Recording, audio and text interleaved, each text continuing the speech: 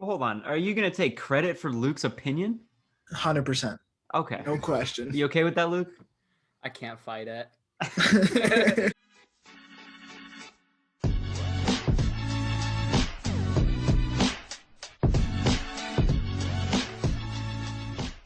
What's up, guys? Welcome back to another episode of Inside the D. Are you not subscribed to our YouTube channel yet? Are you really watching this video and not subscribed? Please pause the video real quick, press the subscribe button, and then get back to watching the video. The Champions League, let's talk about that. Our predictions were not the greatest, as we mentioned in the last podcast. Some of them are okay. Luke, you wanted to say something? I would like to say Let's hear it. Porto. Mm. I'm going to be very happy about that one right now. I don't know if I'm going to stay happy, but I did say that. I did say that they're going to win. So I'm just going to put it out there that I was kind of right. You guys were doubters. I was a believer, and you guys were wrong. Listen. I said Juventus was going to win, but you jumped on my. No, that's not the line. You hopped on the bandwagon. I literally go, Porto's gonna have a strong battle. I think they're gonna fight a lot. I think they're gonna play amazing. And then you were like, yeah, I think so. I think so too. I do want to take credit for giving you that opinion because you hopped on the bandwagon, but then I did go back and say Juventus was gonna win. But you know what? If I hadn't have, then everybody would have thought I said Porto. Well, hold on. Are you going to take credit for Luke's opinion? 100%. Okay. No question. You okay with that, Luke? I can't fight it. Porto, it was actually quite an interesting one because we all thought that it was going to be Juventus. Well, actually, I don't know why I said I all. Eco and I thought it was going to be Juventus. Luke said Porto. I think I was the only one that was sort of dissing Porto, as Eco was just saying. Porto was the only home team to win in the first leg. Juve gets an away goal. Is that away goal very important, or does it just not really mean anything? No, I don't think so. Not really. Realistically, on paper, which I don't think you were dissing Porto. I would say you were more so just kind of looking at it realistically, and me and Nico were just having a bit of fun with it, and happened to be right. But I think on paper, I think we said this last time, on paper, Juve should win. That goal shouldn't matter. That last game shouldn't matter. They should be able to absolutely smash Porto. And there really should be no questions about who the winner should be. But it's Champions League and crazy things always happen. And I love a good entertaining game. So hopefully we'll get something cool out of it. And I wouldn't mind Juve getting knocked out either. So are you going to stick with Porto for the second leg, or are you going to switch up and go to Juve? I don't know. Sure, I'll stay with Porto. Why not? Yeah, Okay. Cool. Yeah. It's something Luke mentioned, the away goal to him doesn't matter that much, but we saw today in Europa League, the away goals mattered a lot. I mean, in the Arsenal game, you guys almost lost because of away goals. AC Milan, the only reason we made it through was on away goals. That away goal means a lot. I mean, if they draw 0-0, I'm just saying. Porto's going through. Realistically, it shouldn't have to matter. It does obviously matter, but on paper, Juve should not even come close to that being a close game. Yeah, but a draw is always possible. Yeah. A draw is honestly, I'd say a draw is likely in this game, and so that away goal could mean a lot for Porto. And Luke, you say it doesn't really matter because Juve should be beating them, but I mean, they're one step closer to beating Porto with that away goal, right? So they only need one more goal. If it's a 1-0 win to Juve, they go through. Yep. Rather than if it were a 2-0 win for Juve, it would be going to extra time. But now they only need one goal and they're through. 2-1. Oh yeah. No, I'm saying if they didn't score that game. Okay, yeah. Right. If they didn't score that away goal. So I think that away goal is massively important from Chiesa, and it was just sort of a cherry on top of a very bad ice cream cone for Juventus. I don't know what that was. I've never said that in my life. Bad flavor, good cherry. Good cherry. That was the only positive. Yep. Well, listen, another huge game in the first legs. Team that's actually behind Luke, not Arsenal, but the old kings of Europe, Real Madrid. that was a huge game. I mean, it was very entertaining. Not really any goals except for the end, which wasn't fun. But that last goal made up for it. Were you guys surprised by this game? I mean, Real Madrid went in there with basically 11 starters and the rest of their team injured. And then we saw a full Atalanta team, although this was the first time they were playing in Europe without Papu Gomez. You think that had an effect on them? Yeah, I think that Atalanta was ready for the game. And honestly, I think Luke said this in the chat before the game, or our group chat, that Atalanta. Oh no, it was Eco that said that. You said that, Eco, that Atalanta is going to win this game. I think you said it in like a jinxing way. Oh yeah. Okay, you said it to jinx them, but I think Atalanta looked more than ready to beat Madrid, and it was that 17th minute red card for Freuler that just completely messed up the whole game for Atalanta.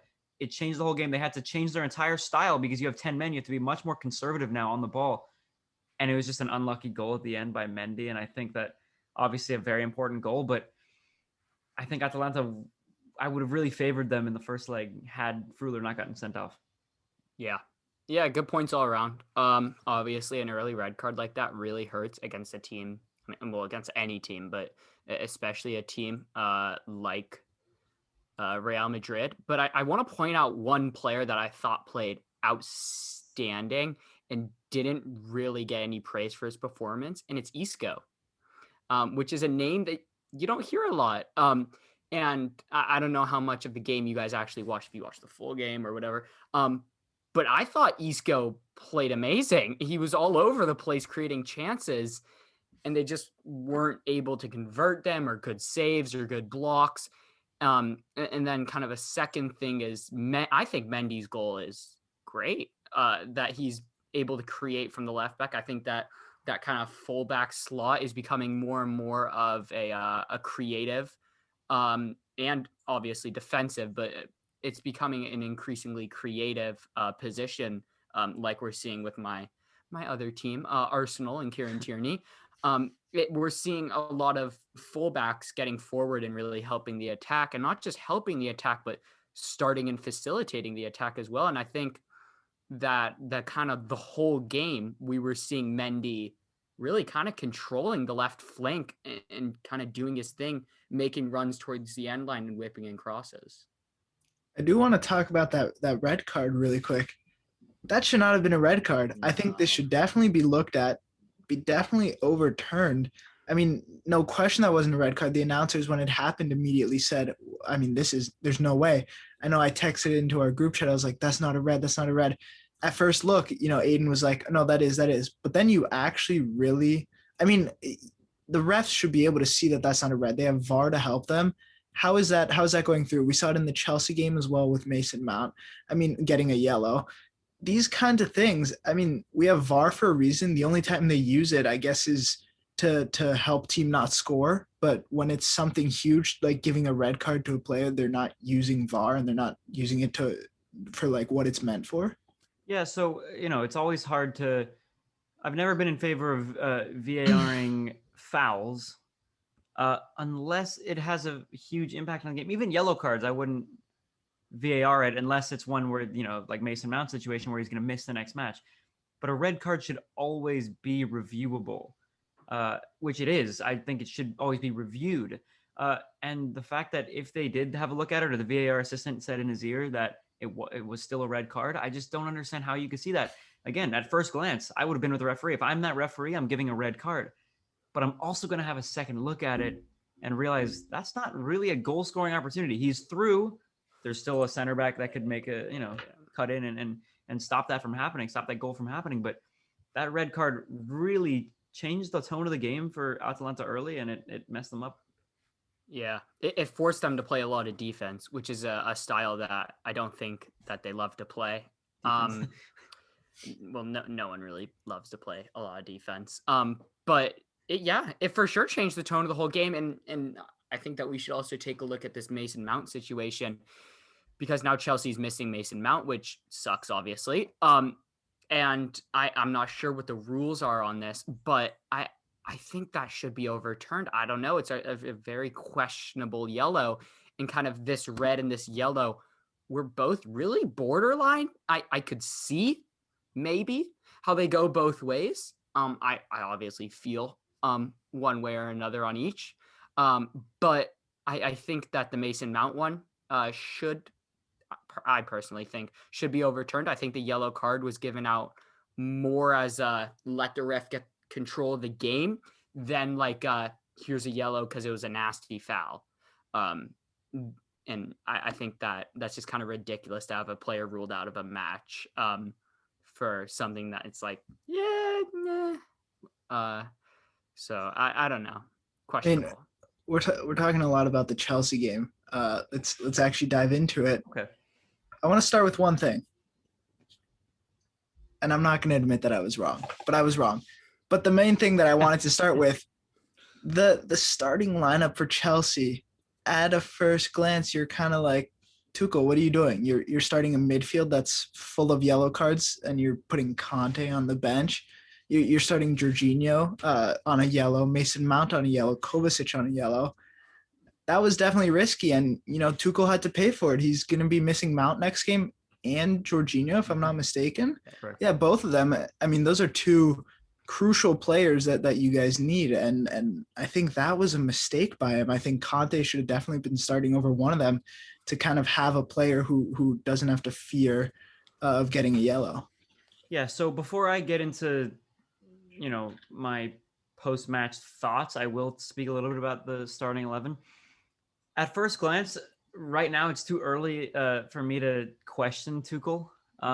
There are some things that I would have liked to see. Like I would have liked to see Chilwell make an appearance earlier in the week in the league because he has not played as much as I want him to. Putting Hudson-Odoi back in the lineup, I think very risky, but very good because remember he had that awful substitution where he only played like 30 minutes. It was very risky to put Kovacic, Mason Mount, and Jorginho starting with all yellow cards. Jorginho with a yellow might actually be a blessing in disguise because now we do get to see Conte start. Kovacic will be playing. Mason Mount, I'm hoping we're going to appeal, try and get that yellow card overturned, but we have Kai Havertz returning from injury. So Mason Mount, obviously, I'd rather have him starting 100% over Havertz, but I think I'm glad that he made those risky decisions because it ultimately paid off in the end, and it's very important to win that away fixture going back home to Stamford Bridge the next week. Yeah, and I do agree with you, and I'm going to use the wrong term here, and I'm going to need you guys to correct me. We got you. It's like first world problems, but for a team with depth.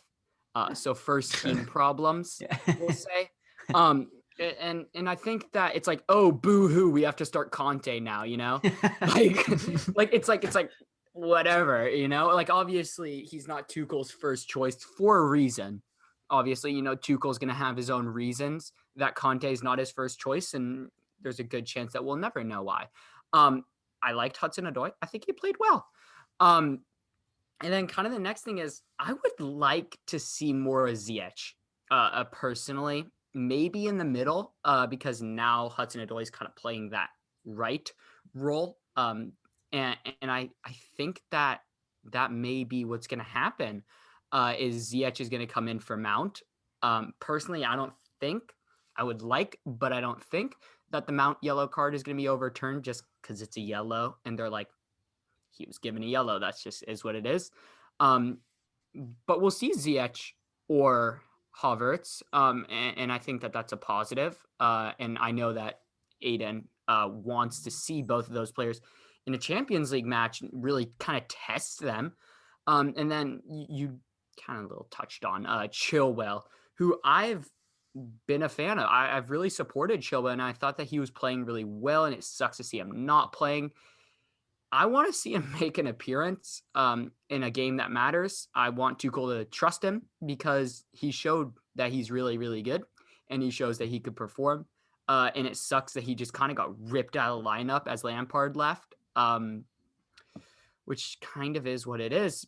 But obviously, kind of, again, with the Conte situation, there's obviously something that we're not seeing that Tuchel maybe has got a gut feeling for, maybe is feeling. But I would like to see Chilwell, and I'd like to see Ziyech in your next lineup. Yeah, so just a quick point about Chilwell. I would not be surprised at all if Tuchel picks Chilwell for the United game this weekend, considering we do play Liverpool that next Thursday. So you need to give Marcos Alonso a little bit of a rest. Obviously, we know why Alonso's playing over Chilwell, just because he's more of a left wing back and he's played that position before. Chelsea's title-winning season was Alonso's left wing back of season. But I think we will get Chilwell either in the game against Liverpool or the game against United. I gotta say, Tuchel's done an amazing job, and like Aiden said earlier, it's way too early to criticize him. But his choice of lineups, yeah, it's been working, but it's definitely a little weird. I mean, you've got incredible stars just sitting on the bench, players you just brought in this season. Yes, it wasn't under his regime, but you still want to be playing them. They're amazing players, expensive players as well. And also something very interesting that I saw, he's going to be talking with the board in April about his plans for the transfer window. But right now, his top target is to get a striker. Right after you brought in Timo Werner, you have Tammy Abraham on the bench. I mean, doing these kinds of things, you're going to lose amazing players that you have in your program. I wouldn't be surprised if we see Tammy Abraham leave Chelsea soon. Ben Chilwell, honestly, if he doesn't start getting the starts, he's going to move away because he's a top left back in the world, no question. Ziyech, I mean, Hudson-Odoi is getting picked over him. I'm not surprised if he's leaving. I know there was little reports that he might go to AC Milan. Hopefully he does, but I don't think he will. I don't think we're going to pay the big bucks for him. But I wouldn't be surprised if we see him go. I mean, these players have world-class potential, and they're just riding the bench for old players.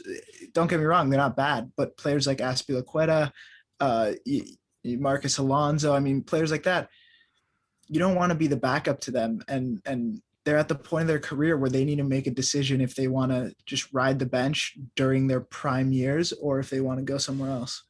So I'll try and dissect everything you just said. In terms of questionable lineups, again, Alonso is being picked over Chilwell, like I said, because of the familiarity of the position, but also Chilwell needs time to adapt to that position. So Chilwell's in training right now, playing in that position, so he's getting ready for Alonso to play over Alonso, and then Alonso's going to leave soon. He's getting older. He's not going to be a Chelsea player for the next 3-4 years, right? He's probably going to leave either after this season or the next. Azpilicueta, can't see why he wouldn't start. I mean, he's a center back now. It's not like he's starting over Reece James at right back. And then Ziyech starting over Hudson-Odoi, he's not starting. Or Hudson-Odoi starting over Ziyech, he's not. Hudson-Odoi's playing at right wing back now. Ziyech is playing at cam, hasn't been performing as well, had to deal with an injury. Havertz, dealing with injury. Tammy Abraham, injured. Giroud says he's okay with being a backup. Yeah, and then Timo Werner. Yeah, he's Giroud. And then Timo Werner, I prefer him at striker, but he is now adapting really well to that left wing position. And then Christian Pulisic right now is being trained to be a left wing back. So Tuchel is just experimenting in these crazy ways. And if it's not broken, why fix it? Yeah. And you brought up Olivier Giroud. Wow. What a goal. and we all kind of texted into the chat right as it happened. We were like, please tell me that's onside. Like, wow. And man, like, I'm an Arsenal fan, and Olivier Giroud, sexiest man on earth. And I mean, just what a goal. I mean, the goal is just as sexy as the man.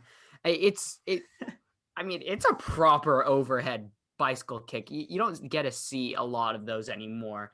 And I think the funniest part of it is that he got mad that he didn't get the ball, turns around, and in one step launches himself to the ball. And you're just like, and then he's going to celebrate. He's like pissed, goal, celebrate in like 2 seconds. You're like, whoa. And then offside, and then celebrate again. Seriously, what a goal. Yeah. I got to say, as the biggest Chelsea hater you'll ever meet in this world, I even saw the goal and texted in chat. I said, I hope this stays. This is the goal of the year. I hope this stays. I mean, anybody but Ollie on Chelsea, and I hope it gets disallowed, but it's Ollie. I mean, you got to love it. You got to love the goal. He's played incredible this season. He should be starting for Chelsea. I'm sorry, but he should be. Yeah. It really just depends because, Tammy Abraham is more of a on the ground finisher than Giroud, who is in the air, and then Werner is just not playing striker anymore. But Werner's not a finisher, actually. not this season. He's not. He's actually I know it's like it's a 0 for you guys, but he leads Chelsea with assists and has 2 man of the matches in his last 4 games. So he's getting up there, but no, but he is he's No, I performing. see. He's performing and adapting to his new role, and he's sort of stepping down as, hey, I don't need to be the best player on the team. Let me just step down to everyone else's level and then get a feel of what it's like. And then, I still have hope for Werner, of course. Why shouldn't I as a Chelsea fan? You always have to back your players. I think this is actually, I should speak about the Giroud goal. I was watching it and I jumped out of my seat. I was freaking out. See the offside flag. I see the replay. I think it was Hermoso that kicked it backwards. He did an overhead kick of his own. And I like what Luke was saying. Giroud goes, bicycle kick. I'm like, oh my, against one of the best goalkeepers in the world. And I think this is a perfect time for me to segue into my thoughts about the end of the match. I'm not going to brag about how I predicted, because a lot of my predictions have been wrong, as we know. But I kind of perfectly predicted this. I said that Chelsea was going to win this game based off possession, and we did. We tired them out. I mean, Atletico had 6 at the back. Yes, the ball fell very nicely for Giroud, and it was, I wouldn't say lucky, but because it was a crazy attempt, but it went in. Yes, I mean, it wasn't against the run of play. We had most of the possession, and Rudiger and Aspie, they were containing Luis Suarez and João Felix very, very well. I mean, I just want to say my prediction was pretty spot on. Beating Atletico with possession, 1-0, tidy win, defensive from both sides, and there's a long ways to go for the second leg. Yeah, I've got to give it to Rudiger as well. I think that he did a really good job frustrating Luis Suarez, because we saw Luis Suarez getting really mad at himself, because he just really was struggling to get shots off, which I hate to do it, but I've kind of got to give props to the Chelsea defense on that, that they've done well. And I've got a question, actually. Aiden, would you have been happy if that ended 0-0? Like, with the way that Chelsea played, if that had ended 0-0, like literally Giroud doesn't score that goal, you're happy? I think I am content, because I wouldn't have even expected a 0-0 draw. I would have expected to be down a couple or down 1. Because my prediction about, possession-wise was sort of just me being very hopeful. It happened, but I was still kind of in the back of my mind, Atletico is probably going to put 1 or 2 past. So I would have been content. It would have been a little disappointing considering we had all the possession. Since we got into that position where we had so much possession, we should have scored. But I'm used to Chelsea dominating possession and not scoring until the second half. You know what I mean? So I would have been content, but I would have been a little disappointed considering the circumstances. I was honestly a little disappointed by Atletico's coaching. I mean, Simeone's a great coach, but that game he decided to play weirdly. He played 6 in the back, but he also wanted to play the counterattack, but you can't play the counterattack if all you have forward is Luis Suarez. Yeah. I mean, that's not how it works. And we saw João Felix having to come back on defense as well, and he's another man who they need up top on the counterattack. I mean, there was so many times where Suarez got through the Chelsea defense, but he's not in a shooting position. He's just waiting for someone to come trail along, and there's nobody there because there's 8 men back on defense. I mean, I think that Simeone tried to change up their ways too much. I mean, you either go defensive and not play the counter, or you stick to your ways and you play how you were and you do the counter as well. You can't have 6 in the back and Suarez up top and hope to get a goal. I mean, this was, although it was a poor coaching performance, I know possession was way to Chelsea's side. I thought this was a pretty even game. I mean, you take out Ollie's goal and everybody's like, yeah, that was a game that you expect to be 0-0. Not expect, but after watching, you're like, yeah, that's a draw kind of game. No team really had the dominance. I mean, you guys both, I think, had you guys had possession dominance, but there was no times where you were like, Chelsea's running away with this, Chelsea's winning this. It was very even. That's a fair statement. I agree. I think that, yes, we did have possession, and yeah, we had more chances, but I see what you mean. If it ended at 0-0, I would have been like, after watching that game, I wouldn't have expected any team to score. Yeah, and I mean, correct me if I'm wrong, but there were no real opportunities that I felt like Chelsea were like, oh, he must have scored that. And I feel like it was kind of the same for Madrid, if I'm not wrong, where it's like, it's like it wasn't a very action-packed game, which I wasn't expecting an action-packed game just because of the way that Atletico Madrid play. But I don't know. Sometimes you get that. You said 4-0. Yeah, I was gonna say Ego is expecting an action-packed game. By the way, I haven't posted it on Instagram yet, but would you still like me to post the part where you said clip it and post it on Instagram? Hold on. Hold, because hey, my prediction leg. is still not incorrect. Fair enough. Atletico goes 5-0. My prediction's right. Poor Luke, though. Yannick Carrasco is going to tear Chelsea up. Didn't play. I don't know. Was it an injury or was it? That I thought he got subbed on. No. No, he didn't. Well, no, I don't think he did. No, he didn't get subbed on. And listen, I'm not one to make excuses. I was going to mention that in my part. I completely forgot. He is a key part of their offense. I think if he's back for the second leg, you're going to have a harder time controlling that side. I'm sure we will have a hard time. Our number one center back was out too. Keep in mind. Yeah. So was theirs. Yeah. Like fair enough. We were both shorthanded. Good game. We got to stop focusing on Chelsea. Even though I was gonna say we can go talk about my boys if you guys want. Well, I'd like to stay higher. Not yet. I'd like to stay high in Europe first, and then we can go down to. Oh, don't worry. Okay. Hey, Aiden. 1v1 me, bro. We'll be there next year. You won't, so don't worry. You want to bet on that? I don't think you guys are making top 4. I'll bet that we are both up there. No, listen. I'll bet we're not up there. In a year, when we're playing Chelsea, maybe in the round of 16, and we dominate you guys 5-1, it's going to be a great day. Wait. So 5-1, just like Atletico against Chelsea in leg 1, or no? Yes, exactly. Okay, cool. Just checking. Musiala, the German, as he's just chosen to represent Germany over England, which I kind of like. I don't know why. I'd rather him play for Germany. He just chose Germany. He became the second youngest Champions League goal scorer. Keep in mind, Champions League goal scorer, not in European Cup history. There have been a few younger players, but in the Champions League era, he is the second youngest. Is this a new emerging star? And how good is he going to be? I don't know. I think he's got a lot of potential. Obviously, he's at Bayern, which is kind of a club known for really kind of nurturing players like that. And I think that'd be, they've got some world-class players obviously right now, and he's looking up to, one of the best strikers in the world. I'm not going to definitively say the best, but one of the best strikers in the world right now, Robert Lewandowski. And that's for sure a good role model to be training with every day and kind of playing with. And I think that, I don't know. Obviously he's still really young. And he, I think this is just kind of going to be a case of let's wait and see. But yeah, I think from what we saw, at least, yeah, he could do it. I think though, him being at Bayern could be a little bit of a rough start for him. He's not going to get the minutes that he needs to develop unless, of course, they loan him or they play him for the in the U23 team. But, the only reason he really came on in the Champions League was because they were absolutely dominating that game.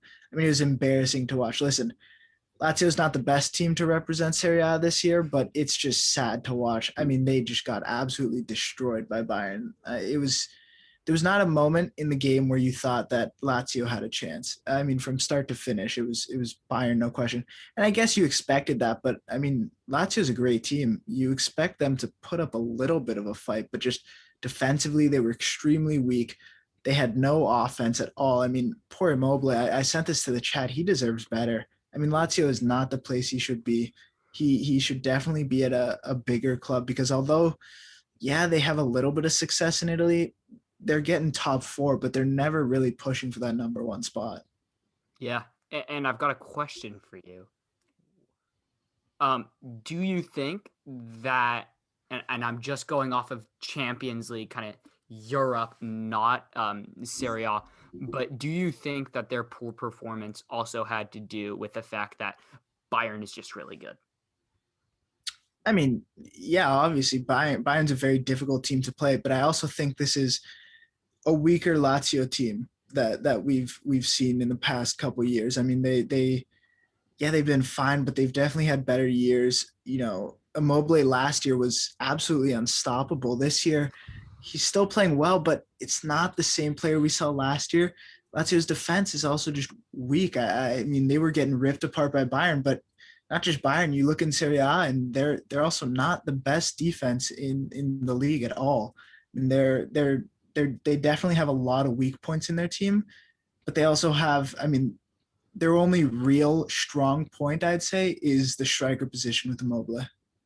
So, in sports, we know this to be true that any team can beat any team. Upsets happen. I mean, we've seen Bayern get beat by some, the second division team in the DFB Pokal. Weirdest game ever. Lazio very well could have beaten Bayern, like I said, just like any team could, but they choked.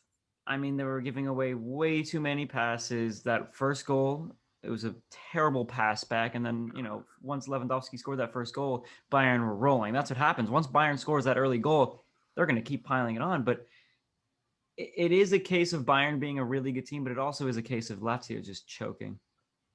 I mean, a perfect example of what I was talking about, how they have a lot of weak points. Look at their goalie, Reina. I mean, he was our third goalkeeper last year. He's not the man that you want to be starting in a Champions League game versus Bayern Munich. It's those kind of players where you start to question how good the team actually is if they're okay with putting a player like that out there in such an important position as well. He's got experience. Obviously, I want to say he's like 37 or 38, isn't he? Exactly, but he's their starter. He's their consistent starter. He had experience. Obviously he has experience in the Champions League. Earlier in his career. And then he has Premier League experience last season with Villa before Emi Martinez. But I see what you mean. I completely understand what you mean. And it's just, there's no hope for Lazio. I mean, 4-1 is going to be hard to come back. A 4-1 fixture that I think might not be impossible is Barcelona PSG 4-1. Where have we seen a similar score line like this between these two teams in the Champions League before? Hold on. Really quickly. Yes. That Barcelona team and this Barcelona team are completely different. But still. Braithwaite and Suarez, same player. No exactly. Difference. I mean, listen, I was a big Barcelona man going into this game. I was saying that their defense was going to have an easy job. I think this game came down to who was the better coach. We saw that Mbappe started out the game on the left wing going against Dest. Dest kind of had him locked down. He wasn't able to do anything. And guess what? Pochettino goes, you know what? You're going to go in the middle. Dest can't play defense on you there, and you're going to pick apart the slow old guys who are in the slow old center backs. And guess what? Exactly that happens. I mean, we saw Piqué getting furious with his team. And you look and you're like, hold on, Piqué, you're the reason you guys are doing so badly. Stop getting furious at your team when you're the one who let a little 22-year-old kid, 21-year-old kid. No, 22? Hold 20, on. I think he just turned 22, didn't he? Yeah, just turned 22-year-old kid score on you. I mean, stop getting mad at the team and start to blame yourself. Yeah. I don't know if you guys saw the clip or not, but there was an outrageous clip of Griezmann and Piqué yelling at each other during a corner, and it kind of is exactly what you're talking about. Obviously, I don't speak Spanish, so it was translated. But it was kind of where Piqué was getting pissed. He was so mad. He was furious. Drop back. Why are you guys not playing defense? Like, they're ripping by us. And Griezmann's like, just do your job. Just shut Mbappe down. He's like, it's not that easy. And it's just so great. And that clip alone just shows what Mbappe is capable of. He tore them apart, and he did exactly what I think tactically he should have done, which was just run by them. You're like twice as fast as they are. Just run by them, and it worked. Yeah, it's funny because he goes, he's just stop this 22-year-old kid, but he's Mbappe. But yeah, it reminds me of that one video I saw on TikTok. I forget who it was. I want to say it was Ben Foster, but I don't know. Where he just completely messed up and he starts yelling at his defenders. Oh, come on. It's kind of like that same thing where it's like, why are you yelling? You're the one who just messed that one up. Yeah. I want to see Barcelona come back just because I love comebacks. But I think that it would be nice for PSG to get a second chance for what they couldn't achieve last year in the Champions League final. Hopefully Neymar comes back fit. I don't know if he's going to be ready for the game, but either way, he's going to be ready for when PSG advance, and he's going to be ready for the future rounds. If PSG beat Barcelona, I would like to see PSG win it all. If it's not Chelsea, I'm not going to say anything, but No. I'd like to see No. PSG get a second chance at the loss they had last year. Little redemption. Yep. I want to say though, this game was also a lot bigger than just PSG Barcelona. I mean, obviously it's an incredible game to watch, but you also got to think this was Mbappe proving to the world that he doesn't need Neymar. He can do it on his own as well. It's not just him and Neymar together make this incredible team, but he can do it on his own. And I think that showed a lot of teams like Real Madrid, Liverpool, the teams that are interested in getting him that. You get him and he's basically your entire attack. I mean, look who they had with him. They had Moise Kean, who, don't get me wrong, is not a bad player, but he's definitely not Neymar. He's no Neymar. He's not an incredible player. And they also had Icardi, who's another, kind of meh player. Kind of showed teams you just need Mbappe and you kind of have an attack. Just focus on the rest of your team. So, Luke Garrett. I don't want to. Bukayo Saka, Kieran Tierney, Pierre-Emerick Aubameyang. Go ahead. Let's just hear it. Vent to us. I'm not going to say he's the best left back in the world. Because you'd be wrong. But he's better than Robbo. I really do think that Tierney and Saka are kind of the only thing holding our team together right now. And I think that you guys can agree with me on that. That kind of Arsenal without Tierney and Saka is just like a bunch of Sunday League lads and Aubameyang, who's like, it's just kind of, it's a bit ridiculous sometimes because it's just so frustrating to watch this team. And then when like Bukayo Saka does some crazy stuff like he did, you're just like, yeah, nice. And we really see, I mean, I've said this a million times about Saka, but he's really stepping in his own this year and last year and really showing that, he's saying, I'm the youngster. I'm the English youngster. No Foden. I'm the English youngster. But I think that he played an outstanding game. I think that Tierney played an outstanding game. And, man, they should have scored that last header. And Aubameyang luckily flicked it over the crossbar after it hit the post. And, oh, my Lord. I mean, Aiden saw my reaction to it. It was not a healthy reaction. I think I dislocated my shoulder, but I mean, great goal from Aubameyang and kind of just in the end of it. Should not have been that close, in my opinion. But it was, and that's the life of an Arsenal fan. It kind of sucks. But I don't know. What more can I ask for? Yeah. Listen, I agree with Luke. I thought Porto should have run away with this one, but Arsenal was able to make it a game. Porto. Benfica, because that last header. Oh, facts. Wait, my bad. Wrong team. Wait.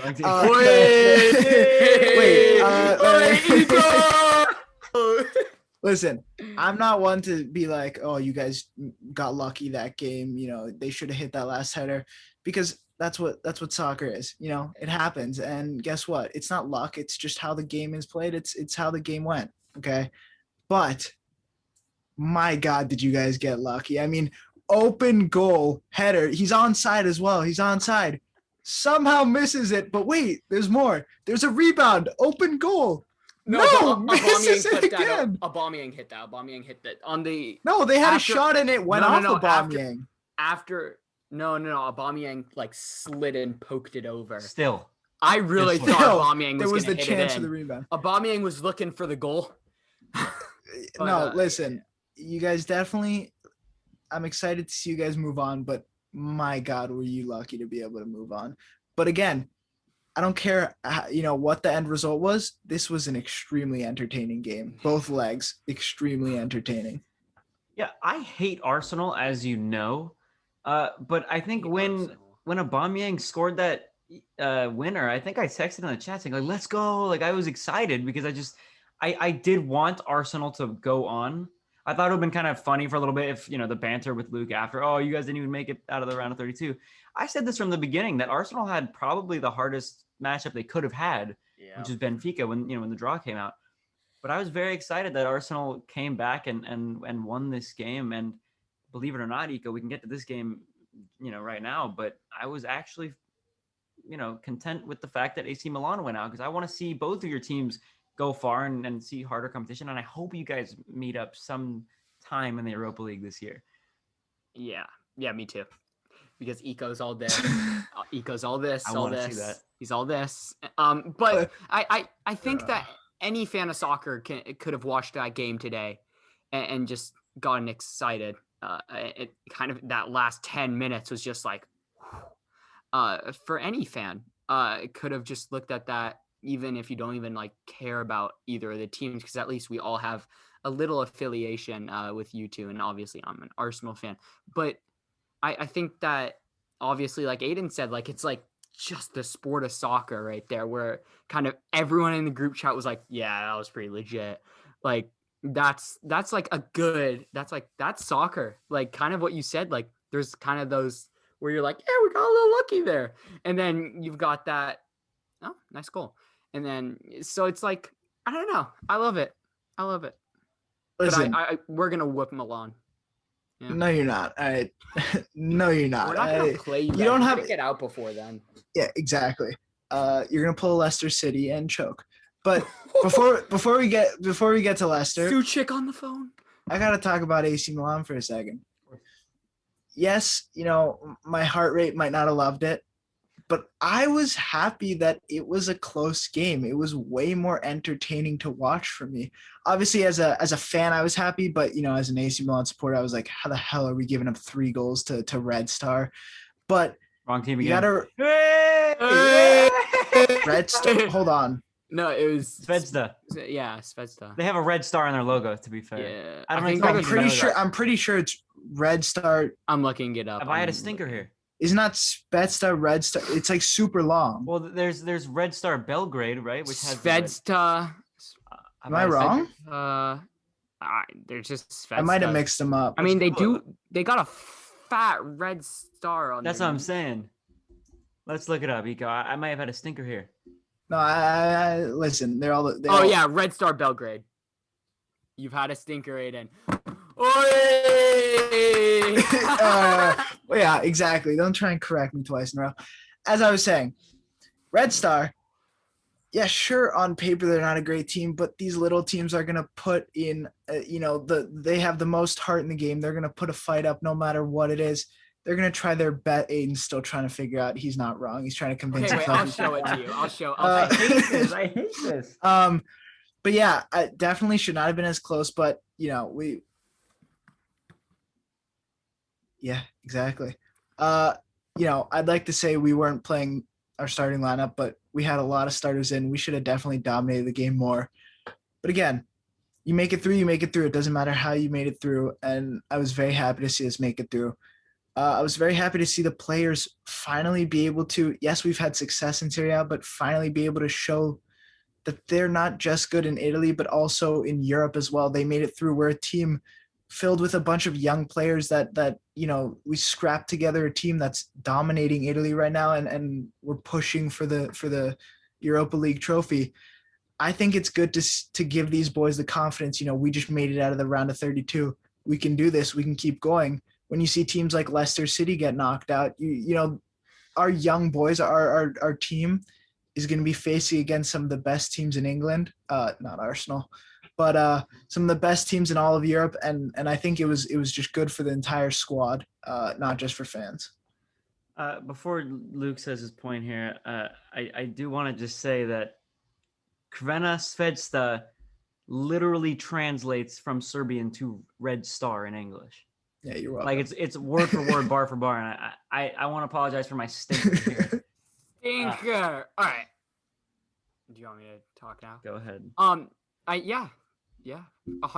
Eco. I think that your defense especially showed some true grit. I think that you guys, obviously letting in 3 goals always sucks. But I think that you guys were kind of able to hunker down and kind of go and get some goals. And I wish that I kind of wish that we saw a little more from Leao. But you don't always get what you want. Yeah, I don't know. I just don't. Lau. I just don't think he had the chances to be able to do anything. I mean, it's whatever. He's proven that he's a good player, but I want to say you said that our defense. Sure, we let in 3 goals, but I think our defense was our weakest point. I mean, Romagnoli got absolutely ripped up on the 1 goal today. I know I said this last episode, but he needs to be benched. I mean, the entire AC Milan fan base is calling for him to just get benched for a game or two and start. I mean, Tomori had a couple points in the game where you were like, whoa, buddy, calm down. You're trying to become, you're trying to do too much. But yeah, again, poor performance from Romagnoli versus a weaker team. But we made it through. I'm happy. It is what it is. I do think we need to talk about though Leicester City. I've made fun of them a little bit, but they are one of the best teams in the Premier League, the best league in the world, and they get knocked out by a nobody. I mean, what happened there? What was that? Nobody. But I think that, well, Aiden, I'm gonna let you you have your go at this, but I would like to point something out that was after the game that just made me feel so happy, because a player that I've kind of, I would say I've lightly supported this year is Thomas Souček. He's been great this year, and I know that you guys saw the video because he came from Slavia Prague, and they were FaceTiming him after they had won. And he was wearing his jersey, and he had a big smile on his face, and I just thought that was really heartwarming. And especially that he's playing for a team that is kind of competing with Leicester and is going to compete for spots with Leicester this year. I really like to see that. I think it's really cool that he's kind of supporting his boys. It's nice to know that Souček didn't forget where he came from. A lot of players tend to do that, unfortunately, but it's really nice to know that he was enjoying his rest day while watching a Slavia Prague game against, like you said, a team that they're competing for. West Ham is competing with for a top spot in the Premier League. Leicester City, Iko said, the best league in the world. You know what the best team in Europe is right now? No, it's not Bayern Munich. Get that out of here. It is a team that has won 49 games in their last 50, unbeaten in the Scottish Prem, unbeaten in the Europa League. Rangers. My goodness. I just want to start this off. At the start of the Europa League, when we first started talking about the groups and everything, I said Rangers are an extremely dominant team, and we're going to see it in the round of 32, and they just proved it. I mean, they are amazing. And who's kind of the core of their attack? Their right back, Tavernier. I mean, he's having an absolutely incredible season. Ridiculous. He's their right back, and he's scoring more goals than their entire attack. I mean, he's played absolutely incredible. I think as a whole, the team has shown that they no matter what, no matter who they have to play, they're going to do whatever they can to prove to the world that they're just not a little team from Scotland, but they can win the Europa League. Yeah, Stevie G really went and turned that team around full 180, and I want to see them draw a team from the Prem. Is what I want them to get really tested. I want them to. I mean, well, it doesn't have to be a Prem team, but I know that a lot of people were kind of talking about Battle of the Brits, which is kind of normally when you get a solid team from one of the other British countries and against a Premier League team. And yeah, I would love to see that. And I think that it's important for teams that come from less competitive leagues to be tested. And I think that this Europa League is going to be a really good test for a team like Rangers, who, as you guys have said, have shown their form. They're 49 for 50. They're doing really, really well. And I think that it's time for them to come against an opponent that's going to really kind of put them out of their comfort zone of just kind of breezing through their entire league. It was the little games, the Shakhtar, the Molde, the Club Brugge versus Dynamo. Those games didn't really matter. But the last real big surprise we saw, Napoli got eliminated. And I mean The they Ajax game. are Ajax game as well, but that was more of a toss up. But Napoli going out in the round of 32, I mean, nobody saw this coming. Yeah. I mean, it's pretty surprising considering Napoli are a pretty high ranked team. When I say high ranked, I mean expectation wise. And Granada is not. I mean, at all. You know, I anything can happen in Europe, but I mean, I'm just a little disappointed in Napoli. I feel as if they definitely should have run away with it. They had a very poor first leg, and then the second leg, I think, if I'm not mistaken, they won, right? But it wasn't enough. They I won. believe They it won wasn't by enough. one, I think. Yeah, They but it won by wasn't one goal, enough. but it wasn't enough to, erase the deficit that they suffered so badly in leg one. Yep. Yeah. It's Europe. Anything can happen, as we always kind of say. Anything can happen in Europe. And then obviously Lille Ajax was a great game. Mhm. I believe it ended 3-2. I wouldn't Or know. I think it was 1-1 going into like the 70th minute. Then it went 2-2, then 3-2, and everyone's just like, "What is happening?" And I think that I really love seeing competition like this. Really good games, really kind of competitive games is what I love. Even if I really am not supporting either of those teams. I'm not supporting Napoli. I'm not supporting Granada. It's just good football, frankly. Yeah, listen, this was definitely one of the most entertaining round of 32s that we've had in a while. A lot of big teams going out. Now it's time for a game. We've got a new segment this time. It feels like we have a new segment every single time. But this one is kind of do you like it? Do you not like it? How do you feel about this? I'm just gonna name drop, something that's going on, something that's happening. Boys are each gonna tell me, do you like it? Do you not like it? If you want to give an explanation, go for it. The first one, something I personally absolutely loved. I don't even support them, and I kind of want this now. Pep Guardiola's Man City jacket in their round of 16 game. I like give me a sec. That thing was pretty insane. That was beautiful. I'm looking this up. Yeah. Actually, I'll wait to say what I want to say about it until Luke pulls up a picture. If I'm not mistaken, it was a charity one, wasn't it? I don't know what it was, but it had to do. It was bold. It was bold. I think it had to do with some sort of charity or something like that.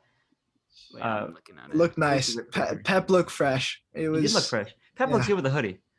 Let's be honest. Pep looks good no matter what. He's always Pep. Looks good. Get him an inside the D hoodie. This isn't an inside the D hoodie, but get him an inside the D hoodie, and he'll rock it on the sideline. 100%. Exactly. Some of these Twitters are hilarious. I don't remember what it was, but it had to do with either an activism thing or a. No, it was just. I think it was fully unrelated. No, it was from what I've just seen. Whatever it was on, let me Google it real quick. Yeah, I'm listen. Looking here, wait. Either way, it was absolutely style. I mean, the black on black. You nobody noticed it until they scored, and all of a sudden you see Pep turn around. You're like, "What's on his back?" You go back, and you're like, "Oh my God, Pep!" You're talking about the same one here. Are you talking about the black on black coat that he was I'm wearing? talking about a different one, lads. I'm looking at the picture now. My goodness. Yeah. Pop a little picture on the screen right now so you guys can see. I was thinking of a completely different one. My bad, guys. Yeah, listen, I don't support Man City, but for some reason I kind of want that jacket. Cool. Okay. Don't like. Oh, I agree. I don't. Wait, okay, and can I give you the reason why? Yes. Okay, my reason for agreeing is because of Borussia Dortmund's black on black kit last year. I think that is still one of the sickest kits of all time. And I love black on black. It's just like so clean. And this is a black on black jacket. It's just like. So you do like? Yeah, I say I agree. You said you don't like. I thought you said you agree. I thought you said you were agreeing with Aiden. No, agree with the idea of the jacket. Oh, okay. So you liked the jacket. I don't like the logo, the big logo. I don't know. I think it's I love black on black. I do, but I just don't think it was executed very well. I'll be honest with you. It is Pep. He could pull anything off. He could pull anything off. I don't mind. It's good for Pep. I agree that Pep should wear it whenever he wants his hoodie. I love his one hoodie, the gray zip up hoodie that says Citizens on it. I don't like that nickname for players. It's so weird, but Citizens. that jacket is something else. Yeah. All Anyway. right. Well, listen. It was split between the crew. The jacket was beautiful. I don't care what Thank it you, says. Ego. It was absolutely beautiful. The next one, I didn't really know how this one was gonna go, but I was like, you know what? I'm just gonna toss it out there. Oh God. I don't know if you guys have even listened to it. Holland's rap. Oh, agree. Okay, can I bring up one thing? Got you. His jacket and slides in the video boost my serotonin out the roof. He's wearing a jacket with a little 100 emoji and has slides with no socks on. And he's like in a park rapping, cooking some sausages. It's amazing. When was this video? Oh, By A the way? long time Right, ago. he looks like a kid. Ages He's ago. a kid in it. He's a kid in it. It's a fire song for Erling Haaland. It's like shades of Memphis Depay. You remember his rap? That's a good one. That's a Hey, fire one. hey, Promise. Rafael Leao from Yeah, AC I Milan. He knew, came yeah. out with a new album. I mean, even if he didn't play for AC Milan, I've been bumping it. I don't understand a word. It's in Portuguese, but I've been playing it nonstop. It's beautiful. What about Quincy Promise, Lil Baby? You see that leak? He has a thing? Yeah. They made a Yeah, song it's- together. They're not releasing it though, it's, but it is pretty good. There's a snippet of it, and Yeah. I would listen to it like on repeat, not even knowing it's Quincy Promes. I mean, Really? listen, soccer players, all athletes are trying to get into the rap game recently. It looks like, but you don't see a lot of. You also see a lot of athletes trying to get into TikTok. One of them, Lewandowski. How do you feel about Lewandowski's TikTok page? That's the number It's 3. hilarious. It's so weird. His best video is the one right after they won the Champions League. Sleeping in bed with the trophy. Yeah, and I like him. I like him as a person too, because I'm Polish. So What? so What? bro, I'm like 70% Polish. What does that have to do with Lewandowski? And No, I get he's Polish, but you don't support Poland. Why do you care? Why? You're Polish? yeah. You know. Bro, bleep this part out, but my mom's maiden name is Lewandowski. It's like as Polish as it gets. I'll just bleep it out so it says Lewandowski. Yeah. So, but like, I like Lewandowski. Like, obviously he's an amazing striker, but I think he's funny. Like some of the dances he does on TikTok, you're like a little cringy, but it's funny. So it's like, agree. I haven't really stalked his TikTok page, but there is one TikTok that I can think of him like doing some weird dance. I'll pull it up. Robert, man, you're the best striker in the world. Stop it. Get off TikTok. Hold on. Hold on. If you're gonna make a TikTok with the Champions League trophy, great. If you're gonna do one with your sunglasses and a nice shirt and just start dancing, it's kind of weird. I don't know. I'm kind of against that for some reason. If there's anybody who can do it, it's Robert Lewandowski. He He's the lost best points. striker in the world. He lost points. He can do anything he wants. I mean, listen. Oh, Do here. I follow him? 100%. Does he come up on my For You page a lot? 100%. Do I like it? Yes. It's Lewandowski. It's Wait, Iko, oh. I have a video. I've Can't pulled a believe- video up. Uh-oh. You like this? Oh, this is the famous That's one. the one. Oh yeah. Robert, what are you doing, man? It's Robert. Let him do what he does. He can do it. Also, but it's just weird. this was like right after that was his like UCL vacation. As long as he keeps Alfonso performing. Davies got a good TikTok Aiden only watches it for Jordan. for Jordan. Let's be Fair honest. enough. Oh my god. Don't get him started. Don't get him started. Don't get him started. I'm not gonna get started. But he's pretty funny. I like Davies. No. I think Fonzie's ones are funny just because they're kind of like, well, yeah. Because what? Because what? Don't say it. Because he's young? Because you saying Robert, that's because not he's an what I'm oldie, saying. he can't be Are doing you it? saying No, let me because- explain. Are you saying it's because He's creative with it. He doesn't. I don't know if he does dances, but I've seen his videos where it's like he imitates like other players, like stuff like that, like funny stuff like that. Robert is just doing some weird dance, like bro. Come on. It's just you're because Jordan's in the. disagreeing It's just because Jordan's in the background. Hey, I mean, that's a plus. She's really But- pretty. So what? She's good. To be fair, No, she's Best very soccer good. Wait, couple. So you're disagreeing. You're disagreeing. I'm disagreeing. I think it's Wow. just a bit. Robert, come on, son. Man, have some fun. Honestly, bro, come on. If he Alright. wasn't the best striker in the world, if it was like, let's see, what's a good example for this? If it was like Marcos Alonso doing TikToks dancing like that, what do you say? Agree, No, bro. but that's why I like it is because it's Robert. It's Robert. Nobody can stop He him. has the fans. Don't lose them. I know Allow the 900,000 people like that video. Well, listen, that was it for the new segment. It's something we're trying out. It's not as competitive as the other ones, which More kind of fun. makes it less fun, but it's nice to see these little things. I mean, how would we ever get Holland's rap into an episode besides doing this? It's a good Outro point. song right there. Speaking of TikTok, by the way, now that we're talking about soccer player TikToks, we need 1,000 followers on TikTok to go live and to live stream our reactions to games. We have 907 as we speak as this So video is being close. recorded. We need about 100 more. Please follow us on TikTok at Inside the D Podcast so we can get 1,000 followers so we can live stream for you guys and you can watch our reactions to live games going on. Champions League coming up, Europa League coming up, Premier League, Serie A, anything we'll react to it. But we need those 1,000 followers or TikTok won't allow us to live stream. But if you've made it this far, please do that. And thank you so much for watching this episode of Inside the D. Luke's got the, I said Eco there. And Eco. Luke And Eco have the Eco. Inside the D hoodies. Get your merch. I forgot to put the merch link in the last. I called It'll it. get- it'll I get in called this it. I one. called It'll get it. in this It one. will 50%, maybe. There's a 50% chance it'll be in the description of this one. But we've just hit over an hour mark, boys. It's the first time with Luke that we've gone over an hour. So thanks so much for joining us on this episode of Inside the D, and we'll see you in the next one.